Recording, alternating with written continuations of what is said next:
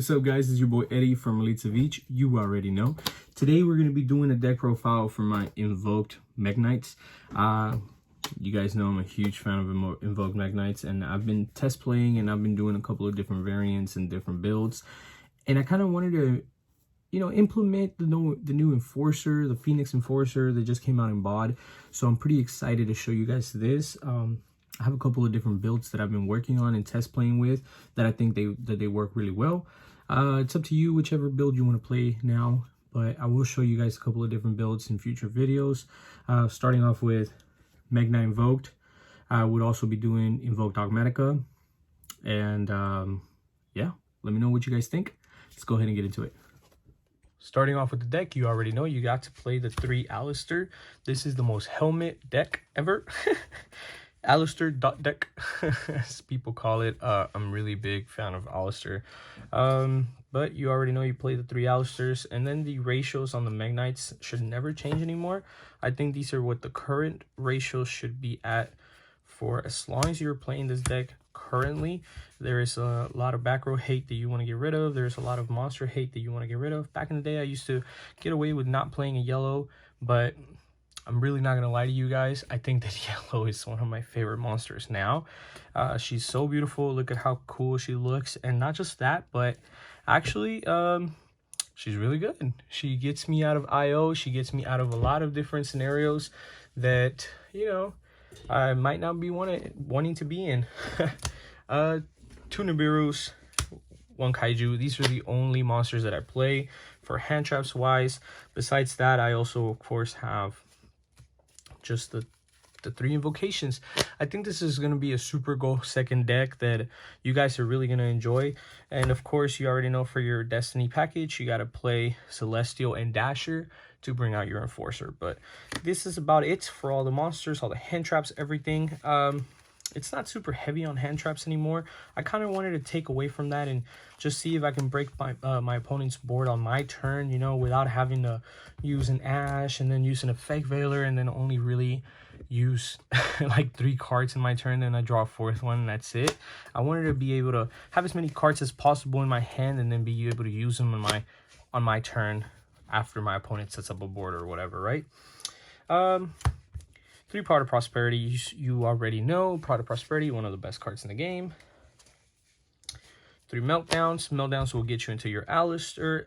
And like I said, I want to break boards.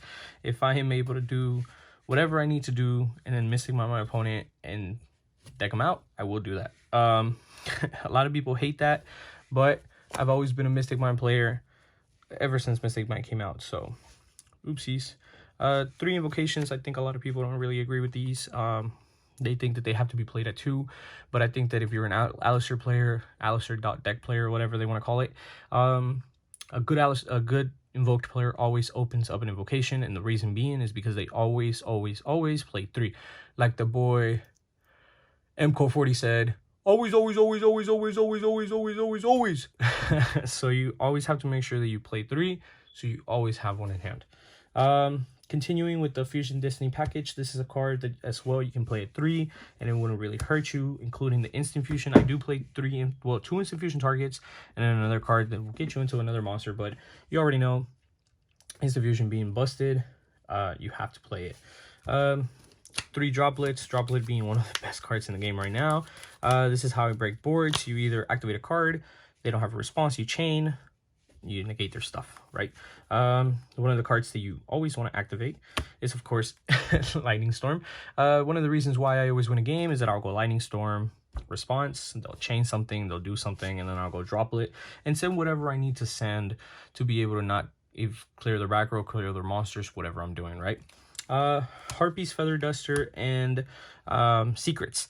World Legacy Secrets, such a good card. I think that Harpy's Feather Duster plays really well with Lightning Storm. Lightning Storm being me, I normally go for monsters if they have a lot of face-up attack monsters, or if they have a big back row and I open up both, which has happened to me, I will then do that. But guys, this is so far the main deck. I think this is super go heavy, go second, and it's so nasty. It breaks so many boards. I never have an issue where like consistency like becomes a thing. Like I just always have what I need because the deck is always giving it to me. I am playing 42 cards, I know, but I mean, like, it's so yummy, man. Now we're going to go ahead and continue on to the extra deck.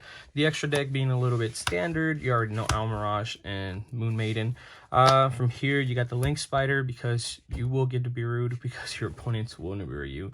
Crossout is a thing, and I don't like it for decks that go second. I like it for decks that go first. So then, like, that your opponent activates something and then you respond to it. I don't want to be like, oh, I'll go second. I mean, like, if I'm going first, I know I will sight it in because I know my opponent will make me go first. Phoenix and Invoker of Madness. For the instant fusion targets, I already know that you guys already know you got to play. I don't play a Call by the Grave, so I got to play the restrict in case they make me go first on game 1. That was nice. And then relinquish. Or I should do relinquish and then these, right? Cool.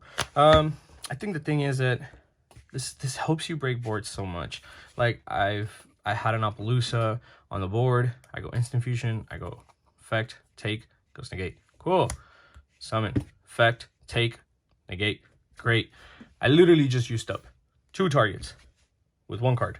Literally instant fusion being my 1 card brings down Appaloosa so much. If they had 2, because most Tribrigates do 2, you kind of wreck their Appaloosa.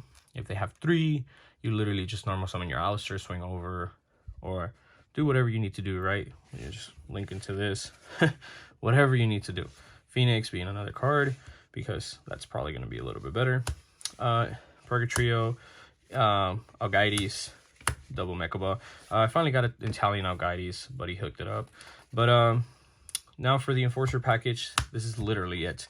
The combos for this is so easy. All you need is just 1 Mekk-Knight monster and legit just one Alistair. That's it. Or a way to get into Alistair. If it's Terraforming, Meltdown, whatever, right?